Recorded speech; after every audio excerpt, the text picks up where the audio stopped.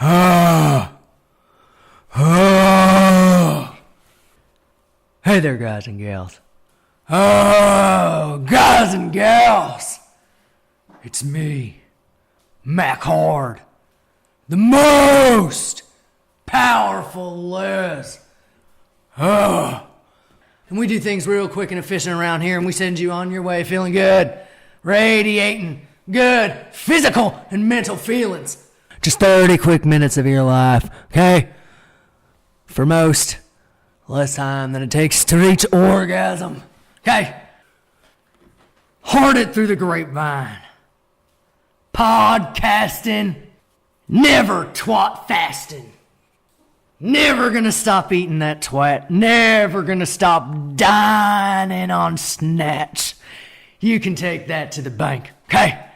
And while you're at it, smack that sexy teller right on her round rump for this old. Now, guys, I was in the deep depths of a dark hole, okay? A hole which nobody knows, but is mapped out perfectly in my mind's eye, okay? But I came out of that hole. I climbed out of that hole, grasping onto the spongy walls, because I had a job to do, okay? A task at hand. I had a very special guest coming through to the Power Lez studios, okay?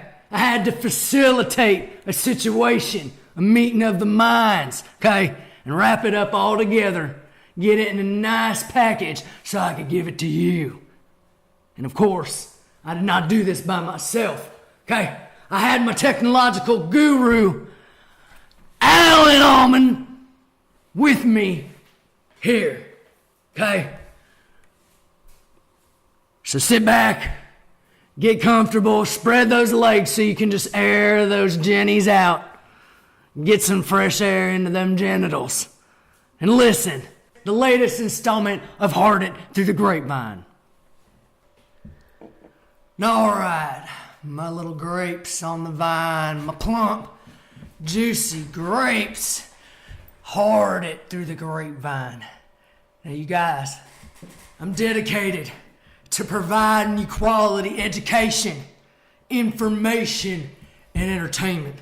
Okay? And this latest installment of Heard It Through the Grapevine is no exception. I got a special guest today, okay? Fella I brought in from geographically out of town. He's traveled a distance to be here, okay? And we are much appreciative to him in the journey that he's made. He could be knee deep in a vagina right now, okay? Lot of puss. This guy right here could be licking, but he is chosen to come right here to Heard It Through the Grapevine, to get on my podcast. Mac Hard, the most powerful Lez, joining forces, joining energy and spirit here today. A very special guy, a good friend of mine, and a well-traveled comic, Mr. Eric Carter. Thank you. Beautiful introduction. Very glad to have you here. Guys can't see it right now, but I do want to say I got a beaming, piercing pair of baby blues looking across the table at me. Okay. Eric Carter not only housing some comic wit, quickness, okay, very engaging, genuine, charming, addictive personality to be around, but also some very penetrating eyes. As long as he knows he will find no penile penetration around these parts, then we can just go right along. So, very flattering introduction. I mean, like, I am blushing all over, inside and out. Nice to be here. Thank you for having me. There is no pussy worth licking right now than not to be here. So thank you for having me, Mac. Of course. Okay. Them little gals with them plump little clefts, they're always going to be around. AC. Oh, yeah. Always. Okay. Sometimes there might be a line, and you can make them wait. We are at the podcasting table at the Power Lez Studios. Rather be nowhere else. Yeah. Can you smell? You can smell any vagina in the air? Oh yeah. Yeah, I get a gal to really have a burst of pheromones at least once daily in here to keep the air pungent and musky with that freshly female orgasm hormones. Oh yeah, I can feel the orgasms in here. You know, I can just tell a beautiful woman's been slayed by the Mac card, the Lez power, the most powerful Lez in the world. Well, that's very sweet of you, man. That sounded like you were reading it out of a big old story, but for the children. But I will say, and we cleared them out around here today, but sometimes I do have on occasion what you could call a very clinically sanitary postmodern harem around here. Okay? But I'm not having any of that distraction here. Maybe in the future, we'll get you a little gal here to rub your shoulders when we're creating and collaborating. But this is technically an interview. Okay, and what that means, guys, is I know that you, my listeners, my little grapes on my vine, you want me to get into this guy. You want me to open him up to you. Just get a little deeper than we might not see. Now, call me EC. That's it. Call me EC on Twitter. You guys might already follow him there. If you don't, go ahead and do it now. Okay? Eric is a comic. He takes to the stage and he puts his mind out there for the masses. Okay? And we're going to do that together right here. Now, Eric, what is your general goals of comedy? To be the best. I mean, I know a lot of comics always say, "Oh, do it for the glory of the art." I'm not going to bullshit you. I want to be the best fucking comic there is. I don't want to be George Carlin, no disrespect. I love those guys. I'm not Richard Pryor. And like I tell a lot of people on the West Coast, my name's not Larry the Cable Guy, Dan Whitney, or Jeff Foxworthy. I want to be Eric Carter. I want to be myself. I want myself to be the best. I want to be a better comic today than I was yesterday. I want to be a better comic tomorrow than I am today. I mean, just simple as that. I'm not an artsy-fartsy comic. I'm a exciting, good energy. I love the crowd, more the merrier. I want everybody to know who the hell I am, and I want to be the best damn comic they've ever seen. I love what you just said, Thank you. I love it because I've experienced it. Eric and I have worked together on more than one occasion. Okay, you mentioned the crowd. You said you love the crowd. I do. The more the merrier, and that's something that I've always enjoyed about you. I've seen him reach out to the crowd. Okay, and not just do crowd work, but really tap into a crowd, okay, and make them his own. Yes. Can you talk a little bit about where the crowd fits in your ultimate scheme of things? I treat comedy like a business. I don't treat it as an art. And what I mean by the business is that person, whether it's a free show or a paid show, if they're taking their time to come see me, I talk to them beforehand. I talk to them while I'm on the stage through jokes and humor, and I thank them afterwards. Like, I make them feel like they're a part of the show before the show even starts. And I don't only engage with the crowd, but I engage with the house. I engage with their workers, not just that night, but for that month beforehand. So if I'm off the stage, I'll go off and just make sure they're caught up on drinks and everything. Like, crowd's happy, I'm happy, I give 100%. So it's like, I need the crowd to be happy. I can't do it alone. I need them. That's exciting. And we are excited. I do remember the first time I saw you, we did a show together, and I remember that was one of the first thoughts I had. You were very exciting. You grabbed the crowd. And I remember you projected your energy. Corner Bar and Grill. In Hattiesburg, Mississippi. Well, the reason that place stuck out to me, the owner of that bar, Felicia, always had a good friendship with her. I just came back from California, not even a month, and I knew I had to keep doing comedy before I go back out there, or I'll lose practice and lose interest. I remember she had a stage right off the highway, and I knew it would have been a win for her and a win for me.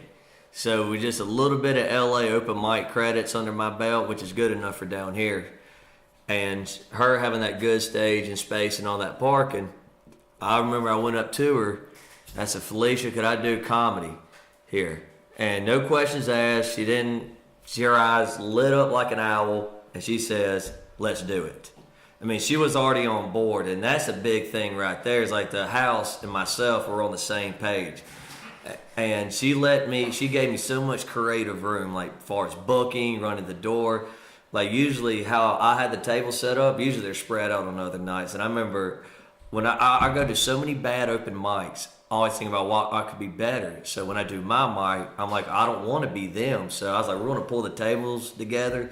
And I remember my first show was a one-man show, free cover. I said, no cover charge, I'll just show up. and we literally had 80 people in that place, mostly women, just packed out. We've all won, and we just saw how great it was. And I also told her, since we're in a small town, we got to pace no more than once a month so we can keep it fresh. Right. But always, I developed a great business relationship with our bartenders too. They were behind me saying, what do I need to do to make this better? And those little nuts and bolts just put this big comedy house together. So I handed them flyers. We both use social media together. We just promoted, and I think the smallest crowd we had was 40 people. I think both times I was up there, there was at least 80. Yeah, It was packed to the gills both times I came up there. Oh yeah, see, and I love that area. See, I grew up in that county. I'm a fourth generation. I already knew everybody. Mm-hmm. The house is on my side. The only person who could have messed it up was me. Everybody else did their part, so I made sure I did my part. And since all the other businesses know each other, right, I got with them, and I said, look, they handed out flyers for me, and they show up, and they'll bring people. It's almost like a pyramid scheme without the scheme. They brought five. We just always packed the house. We always made money. My openers always got paid. This is a bar, people, by the way, that cannot sell liquor because they're outside of city limits. So this is a bar that can only sell bottled beer. You can't do happy hour because you don't have liquor backing you up. And right. Helped a small business. The bartenders made money like they were serving at a Hilton somewhere, and everybody won. The crowd laughed. No one ever asked for a refund. I mean, we had a few heckling issues, but what club hasn't? Right, that's a natural part of the beast. Yeah, and I think though, and when you cater, and I'm not down in the country folks, I'm country too, but a lot of the hardcore country, I don't know how bad heckling is. They just don't know better. That can make you a great comic. Like, in a lot of comics that came through there got that experience too, so you can polish yourself up, hit the road, and I think that helped me out for LA. I was like, well, if I can handle this. We had the soldiers, we had older and younger lesbian couples, we had the rural country folks. Yeah, then you had like the younger crowd, early 20s on up to early 30s, bringing their crowd. And then people that I knew. I mean, that's why we just, every time you came, there wasn't a parking spot available. They're getting there early. Your father was a delight. I'll tell him that right after the podcast is over. We'll give him a call. Yeah. Now, you and your dad, you have a great relationship. Yeah, of course. And actually, that's one thing I could say about my family. I was very fortunate. They did support the art. A lot of artists are like, well, my family said I'd be a failure. Daddy kicked me out. No, I mean, I come from divorced parents, and both sides, they're go for it. And, my dad and them will come to the shows too. Then they'll bring people, just more people, the way I love it. Yeah. Yeah, then you deliver on what is promised. Okay? Yeah. When you send your father, okay, the man whose semen impregnated and blossomed an egg. Okay, and that egg was you creating this being sitting in front of me. Okay, the man who did that, if he goes and gives his word, puts his good Carter name on the line, come see this comedy show my boy is putting on. Yeah. Okay, and you have not done your daddy shame. You just made me blush, because I guess I get so caught up in being the host and the promoter and booker that I don't pay attention to the small stuff like that. And you just brought that up, and thank you. And honestly, I don't want to grow up. I finished my college degree, and I've always just wanted to be a passion for entertainment, and that's why it's led it to this. But just the road itself, by myself, a lot of people will hate it, but I enjoy it. Half the times, I don't even listen to a radio. I drive in silence and think and just sit there and just ponder my thoughts. What else am I going to do while I'm sitting down for 12 hours at a time? But I usually stay at hostels, like while I'm on the road in between, meet a lot of people, spread your name out and work to them, and then get I did a show in El Paso on the way back. Man, got me a good deal on a suite, took care of me. Sam Butler, you ought to check him out. He runs great comedy. But I did a spot in a room. He had a good crowd. It was just good vibes. They liked my stuff. There's nothing more rewarding than planting your comedy seed in new territories and just automatically hit it with them, and now they want you back. Yeah. Yeah. So as I stop by there, stop in Vegas, it's fun. It just a lot of deep thoughts. Just driving, see it at green, then it's brown, light brown, dark brown, then it's rocks, canyons. Now, do you retain these thoughts after you've had them? I write them down. You write them down, so you will When I pull stop. over to the side of the road and Oh yeah, well whenever I get gas, I use that time to eat and just sit down, rest my legs, write a few things down, then just look at the different scenery. Nice. Very, very close to nature. Okay, Yeah. I like that. Thank you. I like that you get out there and you spend time with nature. Keep yourself in tune with those greens and those browns. Okay. First off, I don't try to play the dumb card anymore.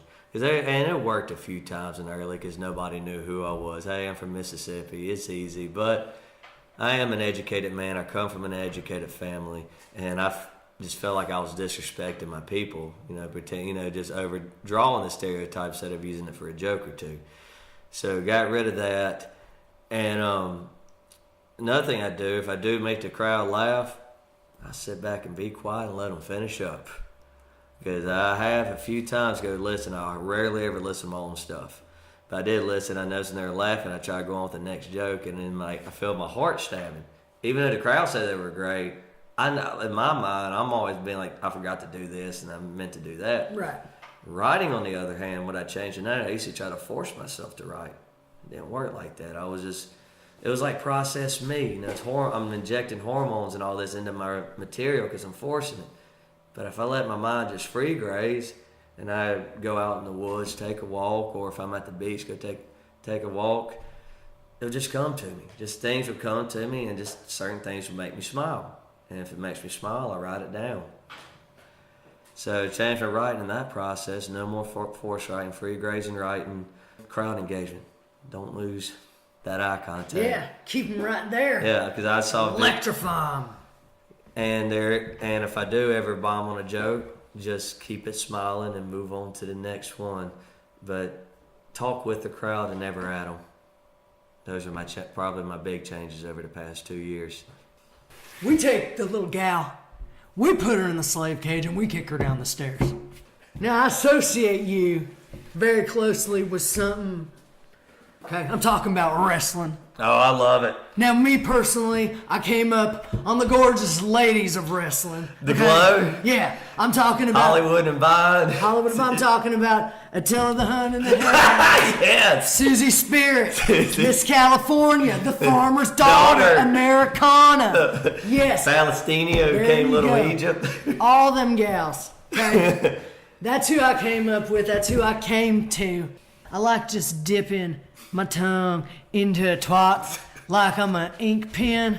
Okay, and I just let it sit there in the pot of ink, and just really let your tongue soak the enzymes. What's the translation of inspiration you take from wrestling into your comedy? Probably more than I take from comedians.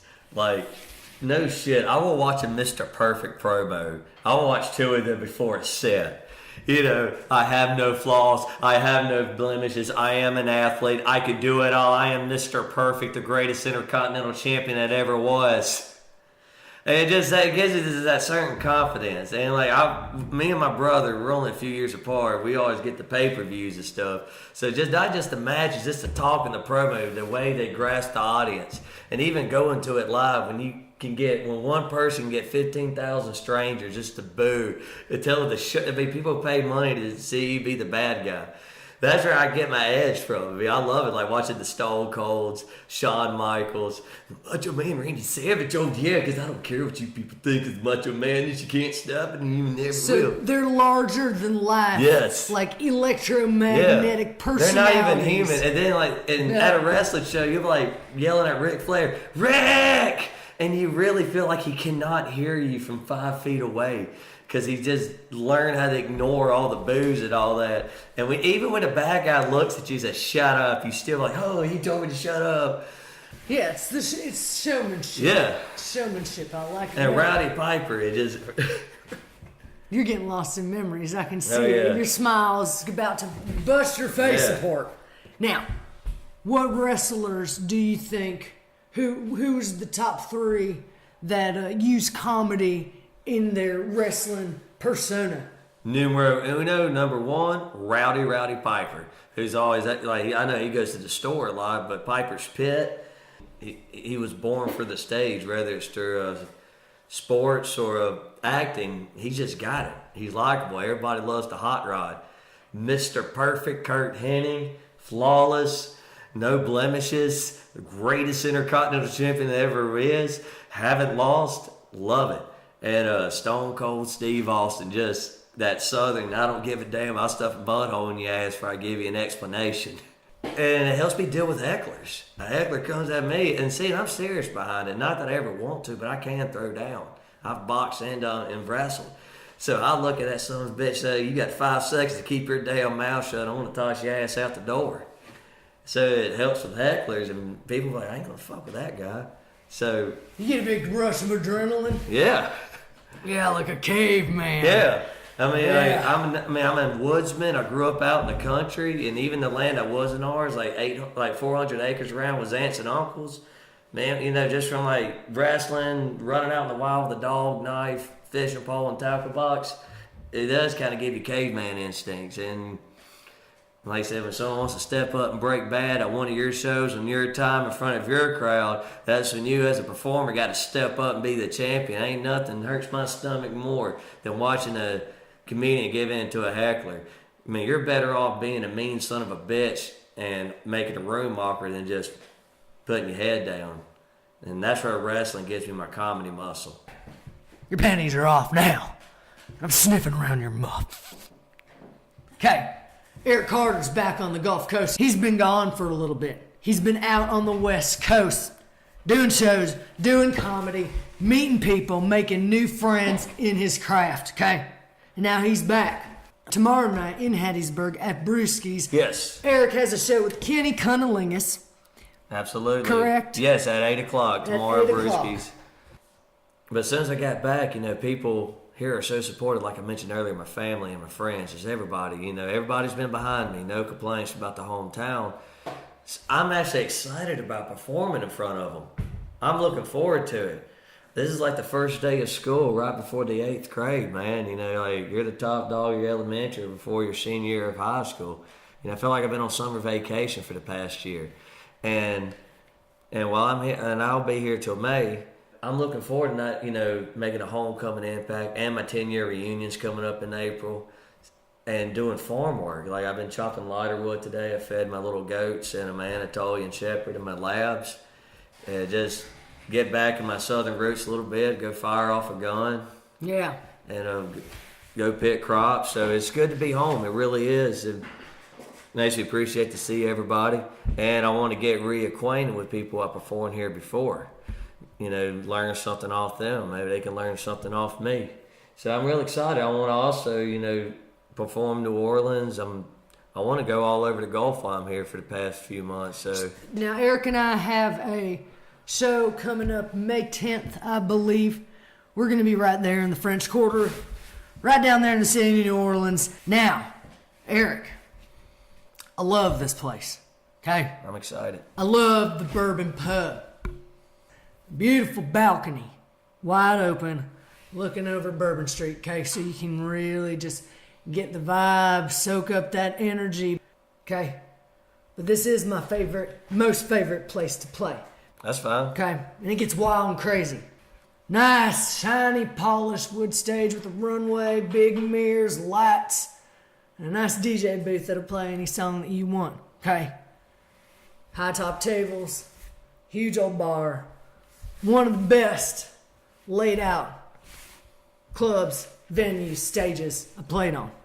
Very excited to be there with you I'm excited as well. in May.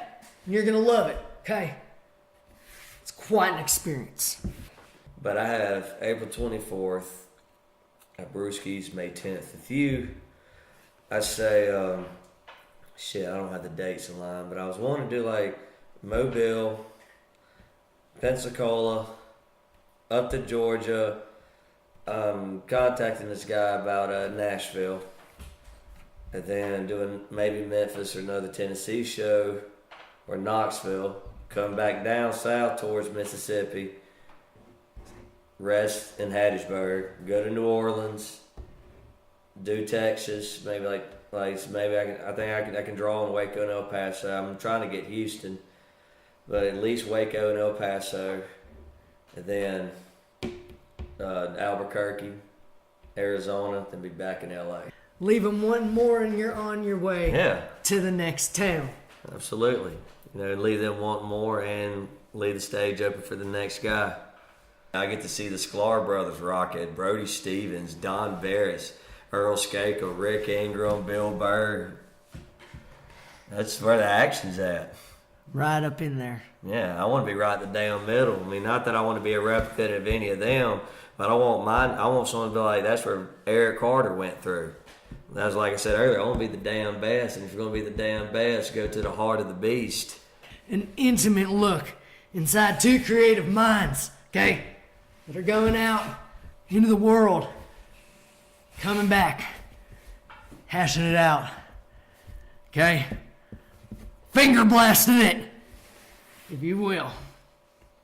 And you always should. Being in Hollywood, that's been the best. And the Comedy Store, what a great place of just grassroots comedy. You get to see door people move up to Saturday Night Live. I mean, no other places do that. And I get to witness it. And I went in there and took advantage and not for granted. I try to soak up everything I can and learn from them. And you got to spread it out. There ain't no sense being a 30-year college student if you're never going to apply what you learn to the outside world to make the outside world a better place. And that's how I treat comedy. I want to spread it out. I never try to blame the crowd. If I have a bad set, I blame it on me. If I have a good set, I blame it on me that I could have done better. So my number one priority is drawing, getting the crowd there, because if I see the crowd there, hear them talking, that gives me energy. I'm like, all right, they're here. Put your phones down. Look at me. We're going on for a ride. Buckle up. Get ready. You're looking good, baby. And just bring the crowd in. Some of this might become lost archives, footage to be found at a later date by women who are giant Amazons of the future with bulbous breasts. And they will carry this recording along with fruits and berries they've collected for their supper under those breasts back to the village. Well, there you have it. An afternoon well spent and lots of fun catching up and conversating with a fellow in the craft. I want to thank Eric Carter for making the trip down, coming into Powerful Lez Studios and opening himself up to you guys here at Heard It Through the Grapevine. And as always, a big old thank you to my tech guy, Arnold Squag, for everything he does here at Heard It Through the Grapevine. Okay, you guys come to powerlez.com if you need to tap into this old Les before we meet here again. And until then, sniff before you lick, protect them holes. Les Power. Love you, everybody. Focus on the present. Don't worry about the future and the past. I love you. Good night.